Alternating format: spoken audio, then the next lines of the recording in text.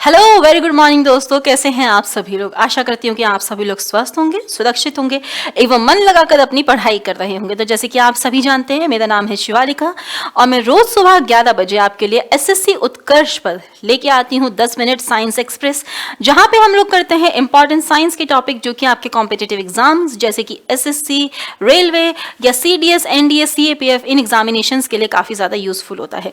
ये टॉपिक्स वो हैं जिनमें से मल्टीपल टाइम्स हमने पीवाईक्यूज देखे हैं कि इनमें से हाँ पीवाईक्यूज यानी बहुत सारे क्वेश्चंस हमारे रिपीट होते हुए आपको नजर आए हैं। चलो, तो आज के अगर हम लोग टॉपिक की बात करते हैं तो आज का जो आपका टॉपिक जाने वाला है वो है पॉलिनेशन। ठीक है, ये पॉलिनेशन क्या होता है इसके बारे में हम लोग समझेंगे, किस तरीके से किया जाता है, कौन कौन से प्रोसेस इसमें इन्वॉल्व होते हैं।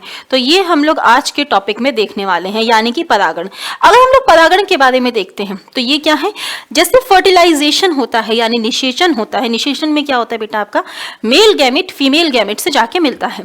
पॉलिनेशन को हम लोग प्री फर्टिलाइजेशन यानी कि पूर्व निषेचन के नाम से जानते हैं। इसका मतलब क्या हुआ, फर्टिलाइजेशन से जस्ट पहले होने वाली प्रक्रिया को हम लोग पॉलिनेशन बोलते हैं।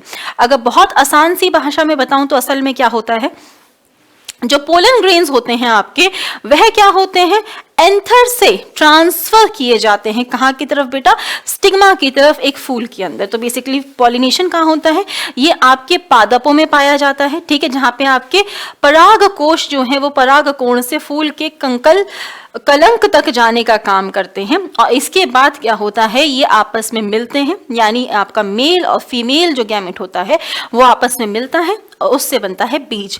इस बीज से हम लोग नए पौधे बना सकते हैं। ठीक है, पहले फल बनता है, बाद में जाके बीज बनता है। तो ये पॉलिनेशन है। हमने जाना कि पॉलिनेशन क्या है, पूर्व निषेचन की घटना है, यानी प्री फर्टिलाइजेशन की घटना के नाम से जाना जाता है। अगर बात करी जाए कि पॉलिनेशन जो है उसके टाइप्स होते हैं, क्या होता है, कैसे होता है, तो बिल्कुल इसके बहुत सारे प्रकार के टाइप हैं। बात करें तो जैसे कि आपका ये फूलों के बीच में पाया जाता है। ठीक है, फूलों में होता है। फूलों में कैसे होगा, हो सकता है कि आपकी सेम स्पीशीज अलग अलग जगह पर हो, यानी एक पौधा यहाँ लगा है, एक पौधा यहाँ लगा है। हो सकता है एक ही पौधे के एक ही फूल में ये हो रहा हो, परागण की स्थिति पाई जा रही हो, या एक पौधे के अलग अलग फूलों में हो रहा हो, या दो पौधों के अलग अलग फूलों में हो रहा हो। तो जो पॉलिनेशन है ना, ये काफी प्रकार का होता है। डिपेंड करता है कि ये कौन से फूल से कौन से फूल की तरफ जा रहा है या कौन से पौधे से कौन सी पौधे की तरफ जा रहा है। तो हम लोग इसके प्रकार समझेंगे, इसके टाइप समझेंगे। ठीक है बच्चा, अगर टाइप्स की बात करते हैं तो ये हमें 3 प्रकार का देखने के लिए मिलता है। एक होता है बेटा आपका ऑटोगैमी, एक होता है आपका ग्यूटेरोगैमी और तीसरा होता है हमारा जेनोगैमी। ये 3 प्रकार के पॉलिनेशन के टाइप हैं और तीनों आपको पता होने चाहिए और बहुत सिंपल है। मानती हूँ नाम थोड़ा सा मुश्किल है, बट जो इनका प्रकार है या जो इनका टाइप है या इनके अंदर जो हम डेफिनेशन पढ़ेंगे वह काफी काफी काफी आसान है। तो उसके बारे में हम लोग देखते हैं। चलो, सबसे पहले हम लोग आते हैं ऑटोगैमी की तरफ में। तो ऑटोगैमी में क्या होता है, आपका जो ट्रांसफर है पॉलन ग्रेन्स का वो एंथर से स्टिग्मा में होता है, एक ही फूल के अंदर, यानी with in the same flower. इसका मतलब क्या हुआ, इसका मतलब हुआ कि एक ही पौधा है, उसका एक ही फूल है, उसी फूल के एंथर से क्या हो रहा है, हमारा पोलन जो है वो स्टिग्मा तक जाने का काम कर रहा है। जब ऐसा होगा तो यहाँ पे हमें पॉलिनेशन देखने के लिए मिलेगा।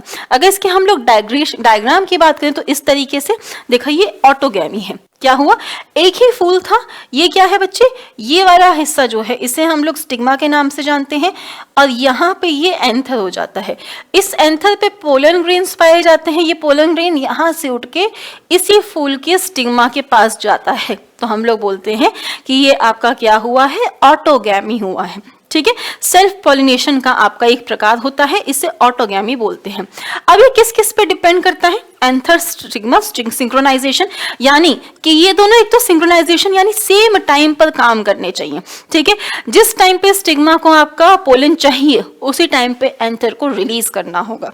उसके अलावा क्या हो जाएगा, इन दोनों के बीच का डिस्टेंस बहुत ज्यादा मेंटेन करता है। मतलब कि अगर इन दोनों के बीच का डिस्टेंस ज्यादा हो गया तो आपका सेल्फ पॉलिनेशन यानी ऑटोगैमी हमें देखने के लिए नहीं मिलेगा। ये पास होने चाहिए, तभी ये अच्छे से आपका कंप्लीट हो पाता है, या मैं बोल सकती हूँ तभी उसी टाइम पे हमें ऑटोगैमी देखने के लिए मिलता है। ठीक है बच्चे, सेकेंड टाइम पे चलते हैं। सेकेंड टाइप जो होती है वो होती है आपकी ग्यूटेनोगैमी। अब यहाँ पे क्या होता है, हमारे जो पोलन ग्रेन्स हैं वो एंथर से स्टिग्मा के पास तो जाते हैं, सेम ही पौधे के अंदर जाते हैं, परंतु फूल दूसरा हो जाते हैं। जैसे हम लोग देख सकते हैं यहाँ पे ये मक्के का पौधा है, मक्के के पौधे में हम लोग देख रहे हैं एंथर, ये एक फूल है, यानी कि ये आपका फ्लावर नंबर 1 है और ये हमारा फ्लावर नंबर 2 है। तो पोलन ग्रेन कहाँ से आया है? पोलन ग्रेन ऊपर वाले फूल से नीचे वाले स्टिग्मा के पास आया है, ठीक है, नीचे स्टिग्मा के, यानी पौधा एक ही है, बस उस पौधे में फूलों की जो पोजीशन है वो अलग अलग हो गई है। अब ये पॉसिबल होता है, कैसे होता है? कोई जानवर कर दे, कई बार हमसे हो जाता है, हवा से हो सकता है, पानी से हो सकता है, ये अलग अलग तरीके से हो सकता है। डिस्टेंस ज़्यादा है पर इसके चांसेस भी अधिक होते हैं क्योंकि फैक्टर्स होते हैं जो इनको करने में मदद करता है। तो असल में गिटेनोगैमी में हमने क्या देखा? हमने देखा कि आपका पौधा एक ही होता है, बस फूल अलग अलग प्रकार के हो जाते हैं, और आपका जो पोलन ग्रेन है वो एक फूल से दूसरे फूल में आता है परंतु सेम पौधे में ही आता है। इसे हम लोग किस नाम से जानते हैं? गिटेनोगैमी के नाम से जानते हैं। चलिए आगे चलते हैं, नेक्स्ट देखते हैं।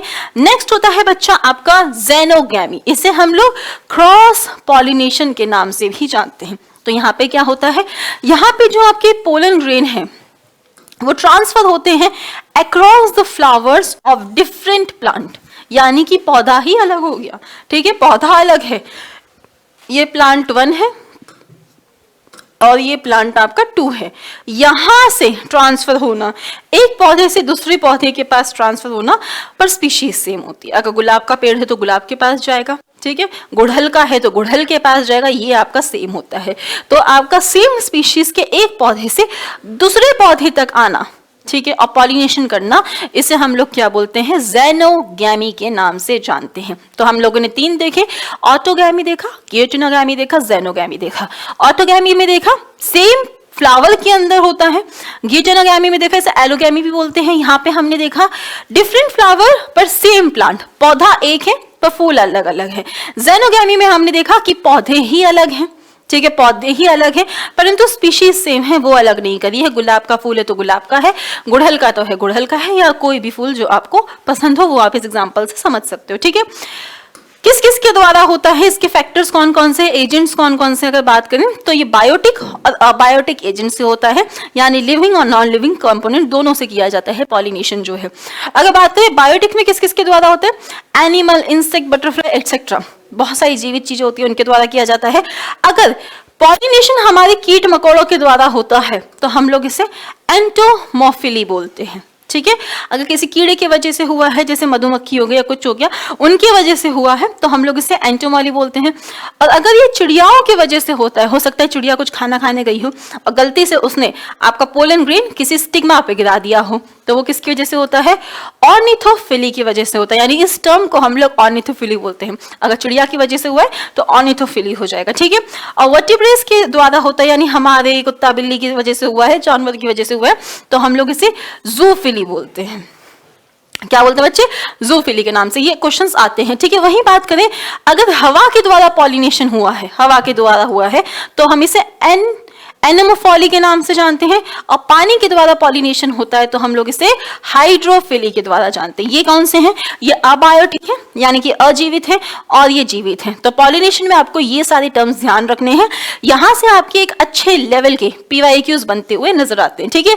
और इसी के साथ मैं आपको एक और चीज बताना चाहूंगी, आपका जो NTPC या RRB ग्रुप डी के जो बैचेस हैं उन पे आपका डिस्काउंट चल रहा है, तो अगर आप इन बैचेस को अवेल करना चाहते हैं, ये स्टार्ट हो चुके हैं, आप इन बैचेस को अवेल कर सकते हैं।